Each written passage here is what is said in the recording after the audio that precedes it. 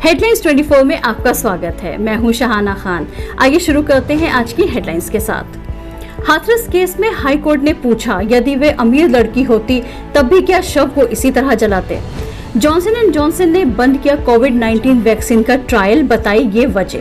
बिहार चुनाव में रामेश्वर चौरसिया समेत 9 बागियों पर कार्रवाई, बीजेपी ने 6 साल के लिए निकाला। बॉलीवुड को गंदा कहने वाले 2 टॉप चैनलों के खिलाफ दिल्ली हाईकोर्ट में मुकदमा। वित्त मंत्री ने कहा, नहीं बन पाई आम सहमति, 9 राज्यों ने जीएसटी पर केंद्र के समाधान को ठुकराया। नेपाल भारत चीन सीमा पर 2 साल में सीमा चौकियों की संख्या दोगुनी होगी। और ताजा पोल में जो बाइडेन से पीछे हैं डोनाल्ड ट्रंप। आइए देखते हैं खबरें विस्तार से। हाथरस केस में पीड़ित परिवार ने कल हाईकोर्ट से शिकायत की कि न तो उन्हें अपनी बेटी का मुंह देखने दिया गया और न ही अंतिम संस्कार करने दिया गया। अफसरों की दलील थी कि लॉ एंड ऑर्डर खराब ना हो, इसलिए ऐसा किया गया। कोर्ट ने पूछा कि क्या वे किसी अमीर आदमी की बेटी होती तब भी क्या उसे इसी तरह जला देते। कोर्ट को तय करना है कि क्या सरकारी तंत्र ने पीड़ित लड़की और उसके परिवार के मौलिक अधिकारों का हनन किया है।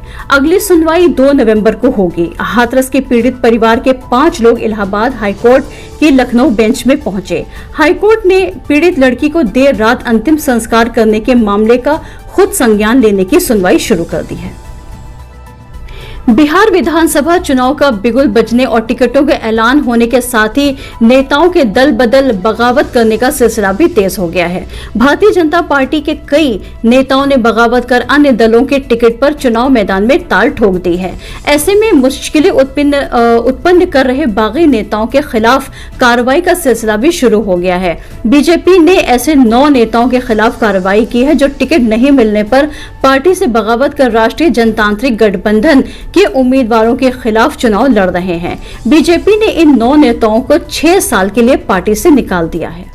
कुछ मीडिया चैनलों ने बॉलीवुड को लेकर चलाए गए अभियान का मामला दिल्ली हाईकोर्ट पहुंच गया है। 4 बॉलीवुड एसोसिएशनों और 34 बॉलीवुड निर्माताओं ने याचिका दाखिल की है। याचिका में बॉलीवुड के खिलाफ गैर जिम्मेदाराना और अपमानजनक टिप्पणी करने से रोकने के लिए याचिका दाखिल की गई है। याचिका में बॉलीवुड हस्तियों का मीडिया ट्रायल रोकने की मांग की गई है। सुशांत सिंह राजपूत की मौत की जांच के ताजा मामले में बॉलीवुड के फिल्म निर्माताओं ने दिल्ली हाईकोर्ट में कुछ मीडिया हाउसों के गैर जिम्मेदाराना रिपोर्टिंग के खिलाफ मुकदमा दायर किया है। ये मुकदमा रिपब्लिक टीवी और इस चैनल के अर्नब गोस्वामी व प्रदीप भंडारी, टाइम्स नाउ और इसके शीर्ष चेहरे राहुल शिवशंकर और नविका कुमार के खिलाफ दायर किया गया है। याचिका में कहा गया है कि चैनलों के साथ ही सोशल मीडिया प्लेटफॉर्म को बॉलीवुड और इसके सदस्यों के खिलाफ गैर जिम्मेदार, अपमानजनक टिप्पणी करने या प्रकाशित करने से बचना चाहिए। सीबीआई ने हाथरस में हुए कथित सामूहिक बलात्कार और हत्या के मामले की प्राथमिकी वेबसाइट पर डालने के कुछ ही घंटों बाद इसे हटा दिया। संभवतः उच्चतम न्यायालय के उस आदेश का उल्लंघन होने का एहसास होने पर इसे हटाया गया, जिसमें बलात्कार और यौन उत्पीड़न के अपराधों में दर्ज प्राथमिकी को पुलिस के सार्वजनिक करने पर रोक है। हालांकि सीबीआई ने मीडिया को जारी अपने बयान को वेबसाइट से नहीं हटाया है।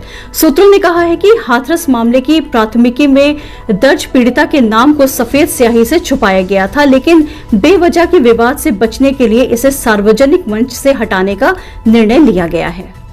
उत्तर प्रदेश के हाथरस में युवती के साथ हैवानियत का मामला अभी सुर्खियों में था कि गोंडा जिले में 3 दलित नाबालिग बहनों के ऊपर तेजाब फेंकने का मामला सामने आया है। उन्हें गोंडा के सरकारी अस्पताल में इलाज के लिए भर्ती कराया गया है। बड़ी बहन की उम्र करीब 17 साल है, जो करीब 30% जल गई है। मंझली लड़की की उम्र 12 साल है, जो करीब 20% जल गई है और छोटी लड़की की उम्र 8 साल है, जो करीब 5 से 7% जल गई है। तीनों बहनें अपने घर में ही एक कमरे में सो रही थीं।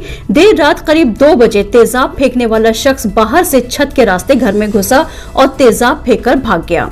लड़कियों की चीख सुनकर उसके पिता कमरे में गए, तभी उन्हें इस बात की जानकारी हुई। उत्तर प्रदेश के हमीरपुर जिला मुख्यालय के जेल तालाब मोहल्ले में एक महिला को पेड़ से बांधकर बर्बरता की गई। घटना का वीडियो तेजी से सोशल मीडिया पर ट्रेंड कर रहा है। आरोप है कि इलाके के ही भागीरथ प्रजापति ने एक महिला को अपना मकान किराए पर दिया था। महिला ने कुछ महीनों बाद ही मकान का किराया देना बंद कर दिया। इसी से नाराज होकर भागीरथ प्रजापति के परिजनों ने महिला को घर से बाहर पेड़ से बांध दिया और उसके साथ मारपीट करते हुए उसके घर का सारा सामान घर के बाहर फेंक दिया। इस दौरान महिला गिड़गिड़ाती रही, लेकिन किसी का दिल नहीं पसीजा। घटना की जानकारी मिलते ही मौके पर पहुंची पुलिस ने बंधक बनाई गई महिला को मुक्त कराया, साथ ही मामले में कार्रवाई की प्रक्रिया शुरू कर दी है। जीएसटी परिषद की सुनवाई को हुई बैठक में मुआवजे के मुद्दे पर 12 राज्यों ने केंद्र सरकार द्वारा दिए गए समाधान को स्वीकार कर लिया, जबकि विपक्ष शासित 9 राज्य इसके लिए तैयार नहीं हैं। उनकी मांगों पर विचार करने के लिए वित्त मंत्री निर्मला सीतारमण ने समय मांगा है। जीएसटी परिषद की मैराथन बैठक के बाद वित्त मंत्री निर्मला सीतारमण ने कहा कि असहमति जताने वाले 9 राज्यों का कहना है कि केंद्र को स्वयं उधार लेना चाहिए। हालांकि राज्यों की जीएसटी राजस्व में कमी की भरपाई के लिए केंद्र सरकार बाजार से कर्ज नहीं उठा सकती है, क्योंकि इससे बाजार में कर्ज की लागत बढ़ सकती है। जीएसटी परिषद की बैठक के बाद वित्त मंत्री ने कहा कि राज्यों के जीएसटी राजस्व में आने वाली कमी की भरपाई के तौर तरीकों को लेकर आम सहमति नहीं बन पाई। हालांकि कुल मिलाकर 21 राज्य और केंद्र शासित प्रदेश उधार लेने के लिए सहमत हो गए हैं। पीएम ने जिस अटल सुरंग का उद्घाटन किया, वहां से कांग्रेस अध्यक्ष की रखी आधारशिला गायब हो गई है।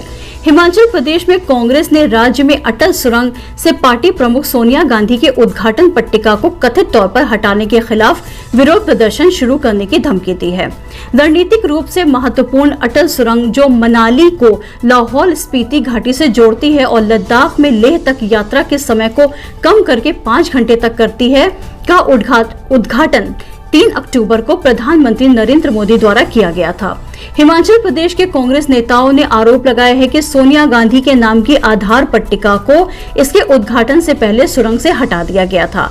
पार्टी के प्रदेश अध्यक्ष कुलदीप सिंह राठौर ने मुख्यमंत्री जयराम ठाकुर को पत्र लिखकर विरोध की चेतावनी दी है। राठौर ने पत्र में लिखा है, अगर लापता शिला नहीं मिली तो कांग्रेस सरकार के खिलाफ राज्यव्यापी आंदोलन करेगी। ये एक अलोकतांत्रिक, अपरंपरागत और अवैध कदम है। कांग्रेस ने कहा कि सोनिया गांधी ने 28 जून 2010 को मनाली के धौणी में दक्षिण पोर्टल पर रोहतांग सुरंग परियोजना की आधारशिला रखी थी। दुनिया भर में कोरोना वायरस संक्रमितों का आंकड़ा 4 करोड़ के करीब पहुंच गया है। कोरोना के टीके यानी कोविड वैक्सीन की खोज के लिए विभिन्न देशों में परीक्षण चल रहा है। इस बीच अमेरिका की चिकित्सा उपकरण विनिर्माता कंपनी जॉनसन एंड जॉनसन ने कोरोना वैक्सीन के ट्रायल को फिलहाल रोक दिया है। जॉनसन एंड जॉनसन ने सोमवार को कहा कि वह कोविड-19 वैक्सीन के ट्रायल को अस्थायी रूप से रोक रहा है, क्योंकि उसके प्रतिभागियों में से एक व्यक्ति बीमार हो गया है। कंपनी ने बयान में कहा कि हमने अपने कोविड-19 वैक्सीन के क्लिनिकल ट्रायल के लिए प्रतिभागियों को दी जाने वाली आगे की खुराक फिलहाल के लिए रोक दी है। इसमें फेज 3 का ट्रायल भी शामिल है। शोध के दौरान एक प्रतिभागी के बीमार होने की वजह से यह कदम उठाया गया है। आइए अब चलते हैं अंतर्राष्ट्रीय खबरों की तरफ। क्या सऊदी अरब और इजराइल के रिश्ते सामान्य हो रहे हैं? ऐसा होगा या ऐसा नहीं होगा? मध्य पूर्व में रहने वाले तमाम लोगों के दिमाग में ये चीज फिलहाल घूम रही होगी। सऊदी अरब के शासक क्या इजराइल के साथ रिश्तों को सामान्य करने की ओर बढ़ रहे हैं? सऊदी अरब ऐतिहासिक रूप से इजराइल और इसके फिलिस्तीनी लोगों के साथ होने वाले बर्ताव का आलोचक रहा है और अरब मीडिया इजराइल को एक यहूदी देश के तौर पर खारिज करते रहते हैं। सोशल मीडिया पर चल रही अटकलबाजियों को हवा पूर्व सऊदी इंटेलिजेंस चीफ और अमेरिका के लंबे वक्त तक राजदूत रहे प्रिंस बंदार बिन सुल्तान अल सऊद के अल अरबिया टीवी को एक इंटरव्यू के दौरान सीरीज किया गया। नेपाल के पुलिस अधिकारियों ने बताया है कि भारत और चीन से लगने वाली सीमा की निगरानी के लिए नेपाल अपनी सीमा पुलिस पोस्ट का विस्तार कर रहा है। फिलहाल भारत और चीन के साथ नेपाल के सीमावर्ती क्षेत्रों में 1 वर्ष के भीतर 221 सीमा पुलिस पोस्ट की स्थापना की जा रही है। नेपाल सरकार ने कहा है कि उनका उद्देश्य 2 साल के भीतर इस संख्या को 500 तक बढ़ाना है। सशस्त्र पुलिस बल के प्रमुख ने कहा कि सीमा सुरक्षा के मुद्दे को प्राथमिकता दी गई है और यदि इस समय जिस रफ्तार से काम हो रहा है वैसे ही काम होता रहा तो 2 साल के भीतर ये लक्ष्य हासिल कर लिया जाएगा। उत्तर कोरिया के नेता किम जोंग उन आखिर किस बात पर भावुक हो गए? यह संभवतः पहला मौका रहा होगा जब दुनिया ने उत्तर कोरिया के नेता किम जोंग को सार्वजनिक तौर पर भावुक होते देखा होगा। अपने भाषण में उन्होंने बलिदान देने वाले सैनिकों को धन्यवाद कहा। अपने संबोधन में उन्होंने उत्तर कोरिया के लोगों का जीवन बेहतर न बना पाने के लिए नागरिकों से माफी भी मांगी। न्यूज एजेंसी रॉयटर्स की खबर के मुताबिक किम जोंग ने अपनी पार्टी के 75वें वर्षगांठ पर नागरिकों को संबोधित करते हुए विनाशकारी तूफानों और कोरोना वायरस महामारी के प्रसार को रोकने में अहम भूमिका निभाने के लिए सेना को धन्यवाद कहा। सत्ता पक्ष ना विपक्ष, हम दिखाएंगे आपको पूरा सच। तो आज के लिए बस इतना ही। कल फिर मिलेंगे इसी समय। ताज़ा और सच्ची खबरों को देखने के लिए हमारे चैनल को लाइक करें, सब्सक्राइब करें, शेयर करें और कमेंट्स बॉक्स में जाकर कमेंट्स करना ना भूलें। शुभ रात्रि।